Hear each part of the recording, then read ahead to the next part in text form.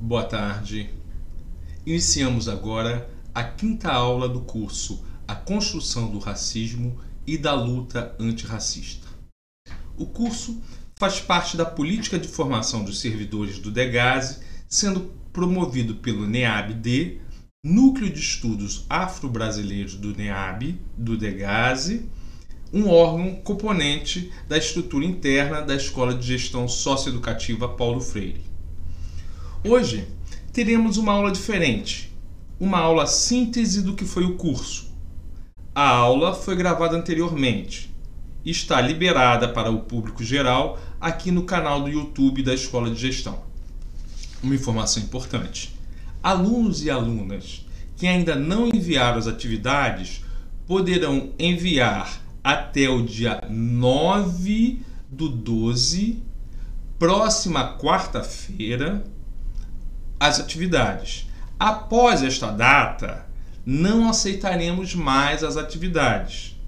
Não deu tempo de fazer as atividades das semanas passadas.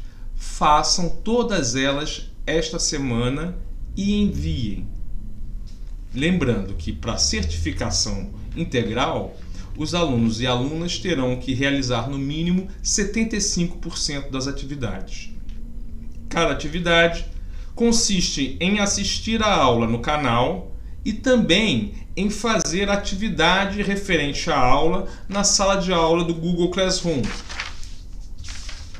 É o que chamamos Laboratório da Palavra, que hoje será a aula que teremos pelo canal.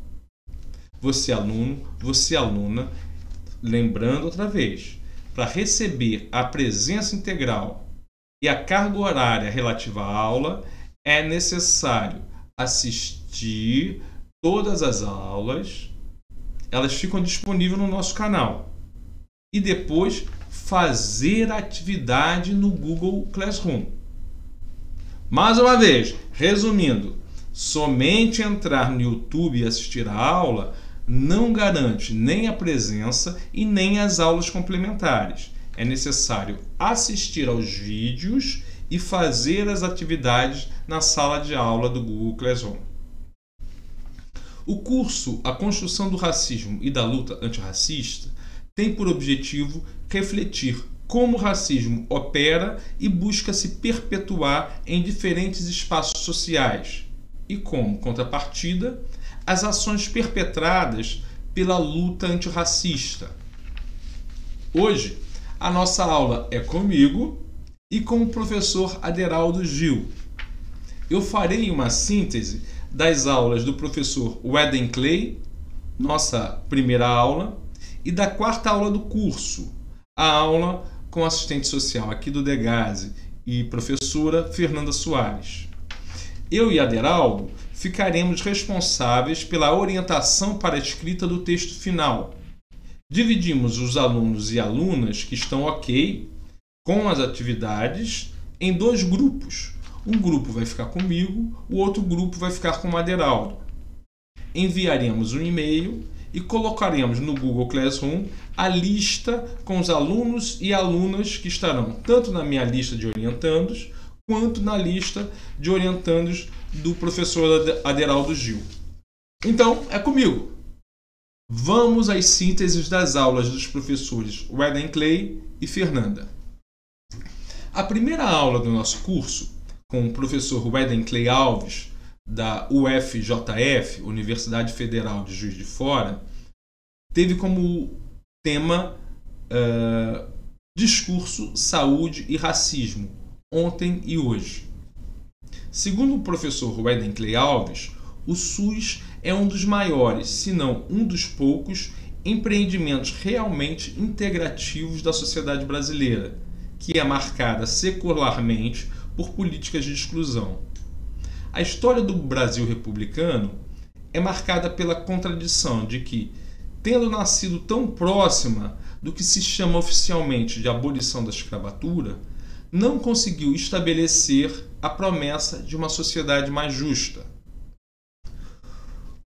O que o professor chama de Clínica da República prevê a justa posição entre corpos e sujeitos que deveriam ser protegidos e se manter imunes aos males, doenças e sofrimentos, e aqueles corpos e sujeitos que não seriam beneficiados integralmente pela política de cuidado com a saúde.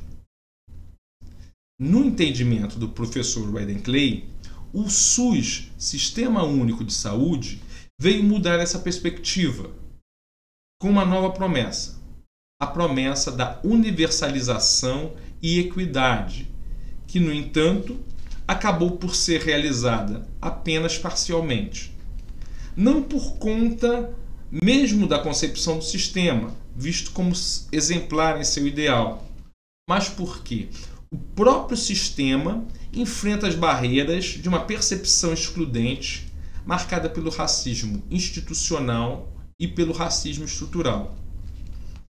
A conversa com o professor Weidenclay tratou desses desafios do Sistema Único de Saúde.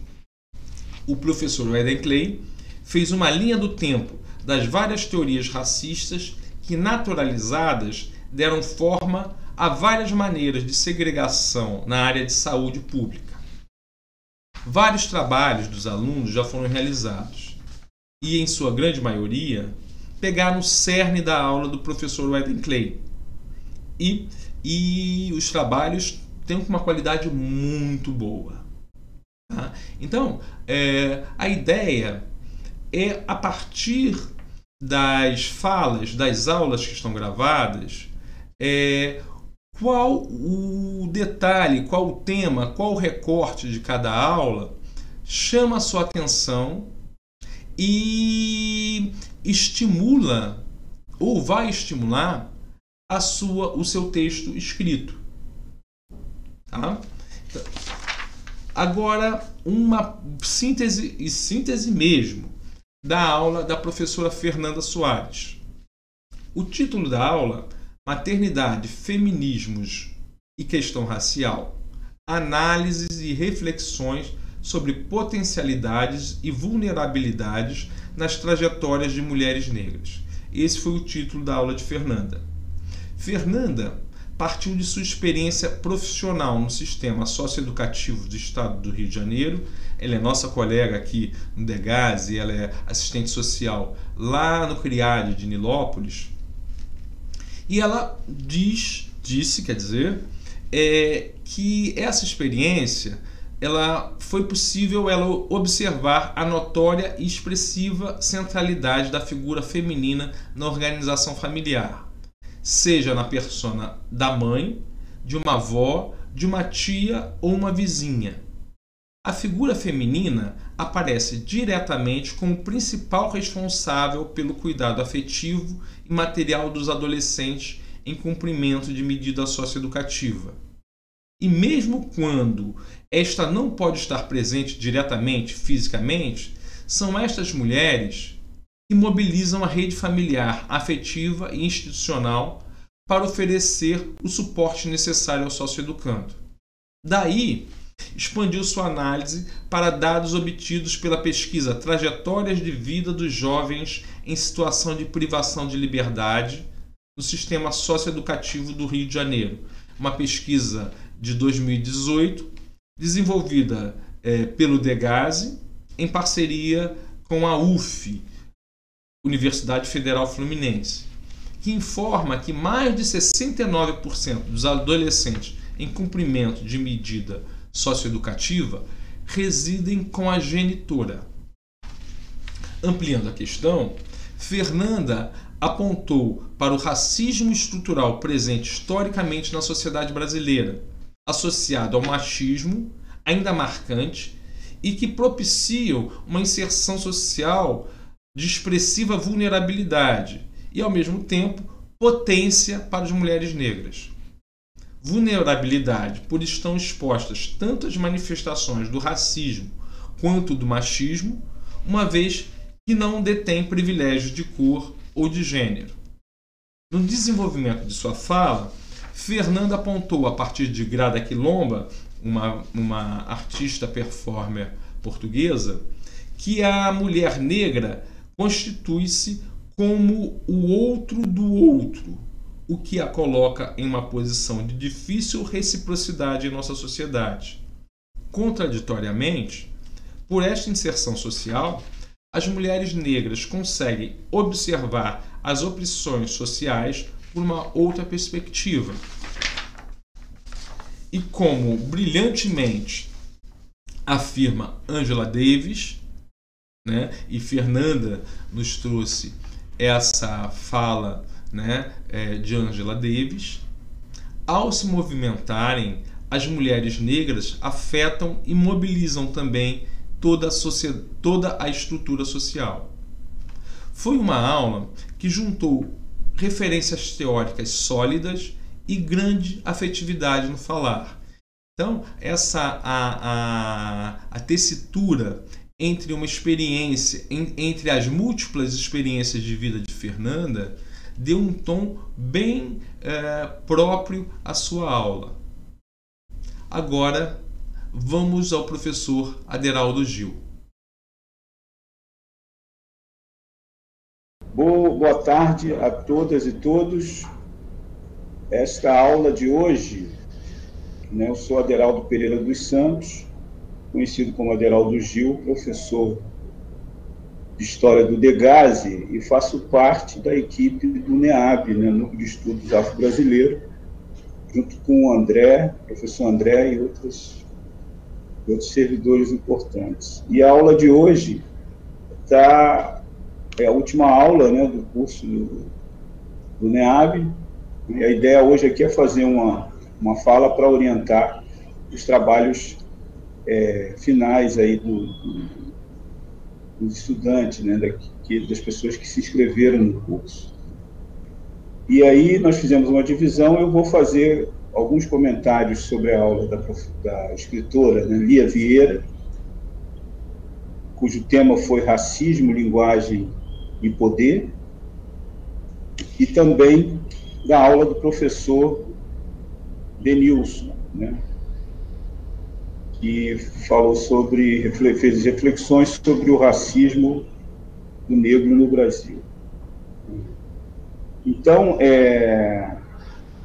dentro desses comentários, né, eu vou procurar dar algumas sugestões de orientação de como trabalhar, como realizar esse trabalho final, né, que tem aí uma média de 6 páginas, né, e que, ao final, esse trabalho ele vai poder ser publicado na nossa revista do NEAB, no ano que vem, revista AU.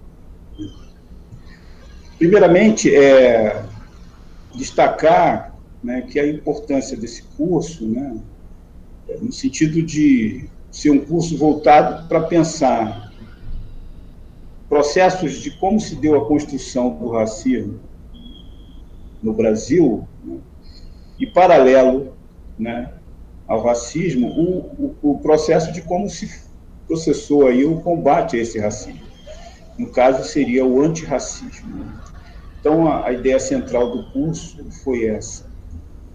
E aí, sempre importante que todas as aulas, elas relacionaram essa ideia central com um conceito fundamental que eu acho que vocês aí precisam cada vez mais se apropriar, muito falado na imprensa, na mídia, que é o conceito de racismo estrutural. Então, os trabalhos eles podem ter uma perspectiva de relacionar alguma dessas aulas, e no caso aí, especificamente a aula da escritora Lia Vieira, a temática que ela traz, ou então a aula do professor Denilson, né, com esse conceito de racismo estrutural. Eu acho que tanto a abordagem da Lia quanto do Denilson, ela propicia essa relação e esse diálogo. E um dos pontos de partida para se pensar uma temática dessa é buscar, na realidade, exemplos, né, onde a manifestação do racismo estrutural se torna algo muito evidente. Nós temos vários exemplos, temos várias pesquisas, várias formas de acessar a realidade para pensar essas temáticas relacionadas ao conceito de racismo estrutural. Recentemente tivemos um exemplo brutal de como o racismo pode chegar a uma ação brutal, como foi o assassinato do João Alberto, né, no Carrefour. E esse acontecimento ele está disponível aí na mídia em geral, para quem quiser rever, ou, se for pegar por essa ótica. Um pouco refletir o porquê de uma violência daquela forma e qual é a relação daquela violência com o que se fala de racismo estrutural. Se for seguir por esse caminho, uma outra abordagem que é paralela, né, no caso, é também identificar a reação do movimento negro a esse fato brutal. Né, que no mesmo dia em que foi divulgado as imagens, né, várias manifestações ocorreram em várias cidades do país contra aquele acontecimento, manifestações nos carrefours dessas cidades. Isso demonstra também, né, é importante essa abordagem, né, para mostrar que o racismo ele se manifesta da forma mais brutal, às vezes sutil, outras vezes bem explícitas e brutais como essa, como foi esse acontecimento, mas, ao mesmo tempo, há uma reação do movimento negro, porque existe uma geração e existe um conjunto de pessoas que não aceitam esse tipo de prática, e nessa reação não existe só negros e negras, né? Existem outras pessoas, mesmo pessoas que não sejam negras e negros, pessoas brancas ou de várias tonalidades, que se incorporam a esse movimento por conta de achar um absurdo ainda se existir práticas desse tipo no Brasil.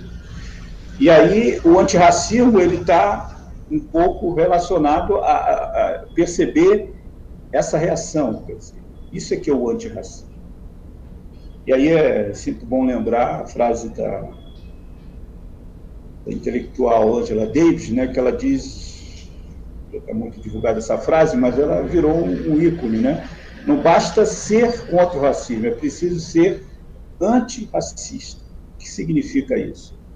Muitas pessoas podem ser contra o racismo, mas é preciso ir além disso e se envolver na luta contra esse fenômeno que atinge a sociedade, né?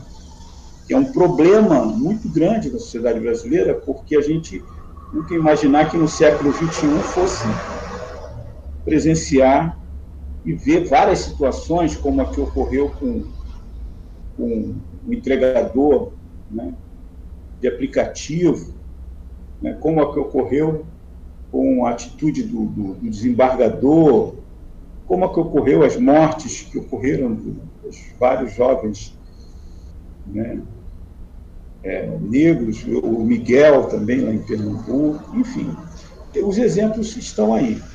A ideia do trabalho é poder pensar e refletir esses exemplos, né, com esse diálogo, né, e, ao mesmo tempo, poder organizar um texto onde tem aquela tradicional introdução, desenvolvimento e conclusão.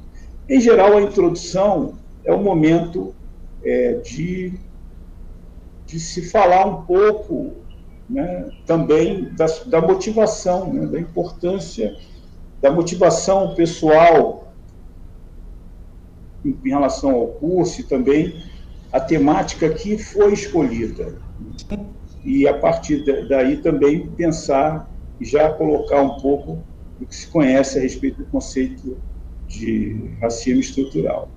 Na parte, aí uns 2 ou 3 parágrafos não dariam conta. E a parte maior é a parte do desenvolvimento, onde você vai, de fato, refletir o tema. Se a abordagem for a que foi apresentada pela escritora Lia Vieira, que, no caso, é pensar a questão do racismo e do antirracismo pela via da linguagem, né? Ela é uma escritora, né, uma das mais importantes escritoras negras, né? E aí a abordagem dela foi sobre a questão de como o racismo aparece através da linguagem e, ao mesmo tempo, como se usa a linguagem para se combater o racismo.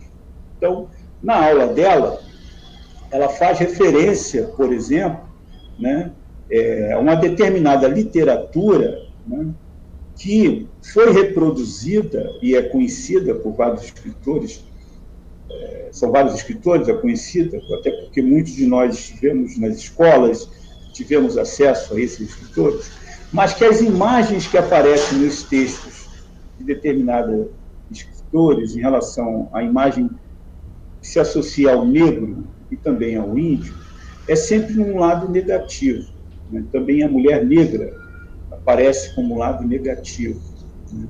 Então, quem for pegar por esse ângulo aí da literatura, né, pode escolher um escritor onde há essa reprodução, né?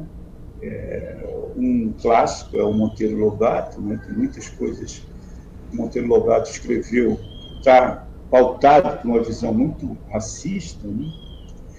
Mas tem outros também, depende do interesse do estudante, qual a temática. Mas se for pegar pela literatura, o que a Lia sugere? Ela sugere analisar um fragmento de texto de algum literato que está reproduzindo o racismo e, ao mesmo tempo, fazer a análise mostrando que ali está um texto que está reproduzindo um pensamento que a gente pode caracterizar dentro do campo do racismo estrutural e, ao mesmo tempo, pensar, né, uma comparação com um trabalho de escritoras e escritores negros que têm uma visão que questiona essa perspectiva. Ela, por exemplo, citou vários nomes aí. A grande referência, uma delas é a Conceição Evaristo, né? Mas tem outras, né? Tem Maria Firmina dos Reis, que é considerada a primeira mulher brasileira a publicar um livro, e ela era uma mulher negra, no Maranhão. Ela publicou o livro Úrsula em 1859, e, ao mesmo tempo, é a primeira mulher a publicar um romance e também a primeira mulher negra. No caso, aí, a primeira mulher no Brasil a publicar um romance foi uma mulher negra, Maria Firmina dos Reis. Esse romance ele tem acesso aí pela internet, que é um domínio público, né? Ao mesmo tempo, a própria Carolina de Jesus também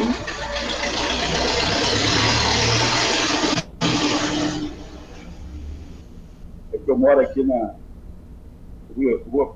próxima rua Paissandu, um barulho aí. Mas a escritora Carolina de Jesus escreveu Quarto de Despejo, várias obras importantes, uma mulher negra que viveu na rua, e a linguagem dela é uma linguagem da sua experiência e combatendo toda a realidade racista que ela sofreu. E a Lia, ela cita outros exemplos, a própria Lia Vieira é um exemplo, né, a ser pensado. Ela tem poemas, tem contos, é um exemplo, né, porque é uma linguagem onde busca situar o fenômeno do racismo e, ao mesmo tempo, criticá-lo. Portanto, é um campo antirracista no âmbito da linguagem. A Lia também ela faz referência à Lei 10.639, que é uma outra abordagem importante. Eu não sei como é que é a composição dos estudantes que estão fazendo o curso, mas se forem pessoas ligadas à educação, por exemplo, a Lei 10.639, que foi de 2003, uma lei que instituiu aí a obrigatoriedade do ensino da história da África, da história e cultura afro-brasileira nas escolas, né, do país, privadas e públicas, né? E ela faz referência na aula dela a essa lei, o quanto a lei foi, quando surgiu, ela contribuiu, né, para potencializar, né, essa produção antirracista pelo campo da linguagem. Ao mesmo tempo, ela também sugere, né, uma forma de abordar uma temática num trabalho. Quando a pessoa opta, se for educador, tiver acesso, opta por como o livro didático, que imagem, que forma o livro didático se torna aí um interlocutor e divulgador de pensamentos racistas e preconceituosos em relação aos negros e aos índios. Então, pegar um livro didático e aí fazer referência do livro no texto e fazer uma análise a partir daí. Também é uma outra possibilidade que ela sugere e eu acho importante. Só eu destacaria que, além da Lei 10.639, é importante fazer referência à Lei 11.645, que é de 2008. Essa Lei de 11.645, ela mantém as mesmas coisas da Lei 10.639, né, mas complementa com a importância também de se referir à história e cultura indígena, né, a importância da história e da cultura indígena na formação da nossa sociedade. Então,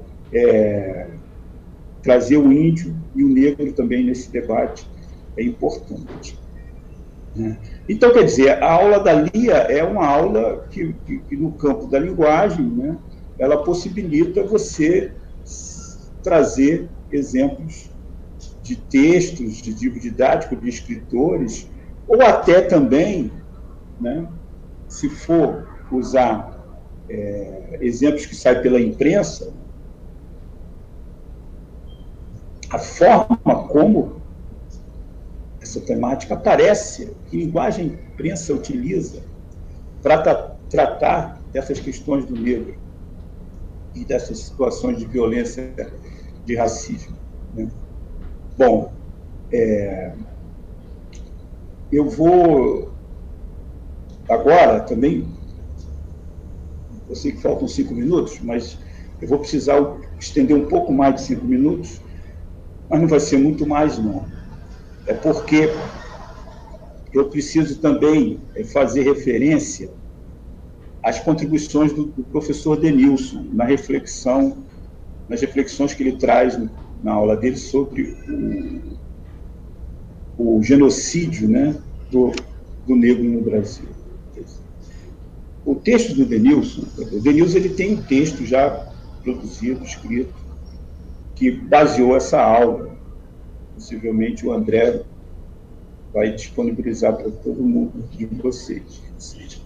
E a aula dele é uma aula que se encaixa muito diretamente ao conceito de racismo estrutural.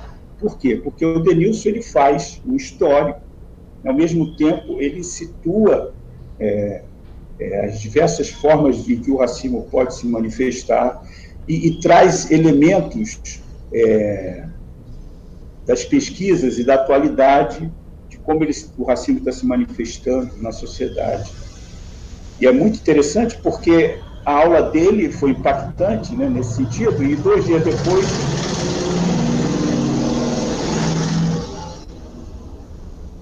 depois foi o assassinato do João Alberto, que se encaixou diretamente naquela argumentação dele.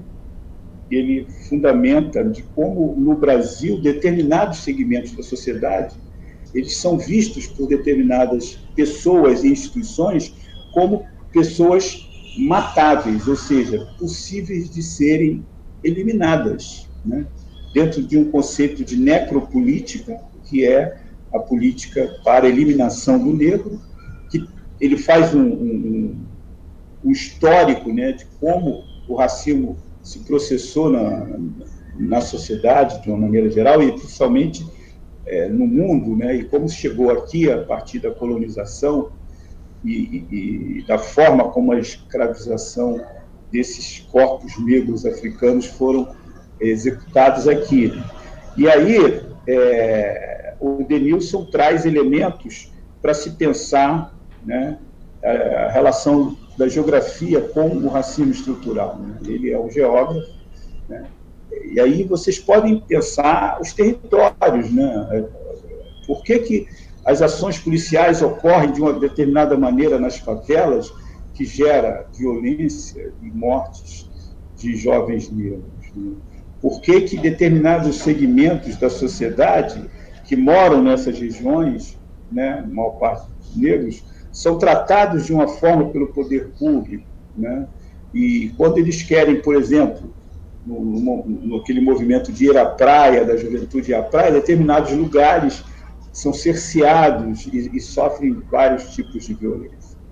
Então, o texto do Denilson, né, a fala do Denilson, é uma fala que orienta as pesquisas e o texto daqueles que querem ver, tratar, né, de como esse racismo estrutural está se manifestando concretamente na vida das pessoas, do ponto de vista mais extremo, no caso, em relação à eliminação, sobretudo dos jovens, né? E aí, jovens negros, e aí é fácil acessar pela internet os diversos mapas da violência. Desde 2000 que tem mapas da violência sendo pesquisado e publicado. Então, você acessando, você vai ter, né, essas pesquisas, né? E ano a ano, né, identifica aí um percentual de 75% de jovens que são mortos, né, de forma letal, e coloca o jovem negro entre 15 e 24 anos como um jovem, mesmo independente dele estar vivendo na favela de ser de classe média. O fato de ser negro o faz com que ele seja uma pessoa potencialmente, um potencial, um percentual maior de poder morrer a qualquer momento, né? Principalmente por ação das forças policiais, né? Por conta aí de um racismo estrutural que se manifesta na imagem, né, e na cultura e na formação que a sociedade faz, e nessas instituições da segurança pública reproduz, de identificar o negro sempre como um suspeito, um potencial suspeito. Então, isso cria uma situação muito grave no Brasil, que é a manifestação letal do racismo de matar jovens, né? Às vezes as pessoas elas se sensibilizam para determinadas pessoas e para outras não. E a questão da pele está muito presente aí, e aí o Denilson faz uma análise muito boa de como esse racismo ele é fruto de uma construção histórica, é fruto de uma formação na sociedade e como ele está enraizado no comportamento das pessoas e na forma das pessoas verem o outro, né? E, ao mesmo tempo, né, pensar também o antirracismo. E aí, nesse ponto, se for pegar por esse ângulo aí da juventude que está sendo assassinada, é também analisar o quanto essa juventude está indo às ruas, reafirmando, né, a sua necessidade de que é preciso considerar que vidas negras importam, né, e que é preciso mudar esse tipo de comportamento. Então, a juventude também é a protagonista, né, do antirracismo. E aí os exemplos, e já várias manifestações que aconteceram de rua, e na internet é fácil acessar, o YouTube tem quase tudo isso. Isso pode ser também pensado, né, alguma manifestação dessa, e isso ser trabalhado no texto de vocês, né? E a conclusão de um texto, né, é sempre bom um pensamento, né, do que vocês podem contribuir, cada um, para a superação desse fenômeno do racismo, incorporando aí a frase da Angela Davis, né, de que não basta ser contra o racismo, é preciso ser antirracista. Então, que tipo de propostas, que tipo de ações podem ser feitas para superar o racismo? E eu acho assim que, além disso tudo, né, numa conclusão também, é possível vocês articularem com as suas realidades de trabalho. Então, para quem estiver atuando no Degase, for servidor, poder contribuir aí, que tipo de propostas e de ações a gente pode ser feita para fazer com que esse debate, né, esteja cada vez mais presente no departamento, né, de ações socioeducativas, e que os servidores possam cada vez estar mais conscientes de que lutar contra o racismo é uma luta necessária e uma luta de todos, independente da cor da pele. Todos nós precisamos estar envolvidos nesse combate, que é um combate de um problemão que o Brasil ainda enfrenta. É isso, gente. Espero que tenha ajudado, né? Mas, de qualquer forma, eu vou ficar com um grupo para orientar um grupo de estudantes de trabalho, o André com outro, e a gente troca de forma mais direta. Obrigado por vocês terem me escutado e até a próxima. Aos alunos e às alunas do curso, obrigado pela participação. Espero que o curso tenha atingido seus objetivos. Lembro, novamente, que a atividade dessa aula já está no Google Classroom, lá na sala de aula do nosso curso, no Google Classroom. Acesse e faça as atividades. Para finalizar, gostaria de agradecer imensamente a Daniela e ao Emerson, que, com apoio técnico, superando todas as nossas dificuldades, conseguiram nos dar essa retaguarda de chegar até vocês. Obrigadíssimo por tudo, aos alunos, às alunas, ao pessoal da técnica, aos professores. Então, encerramos aqui mais um curso NEAB Degase. Valeu!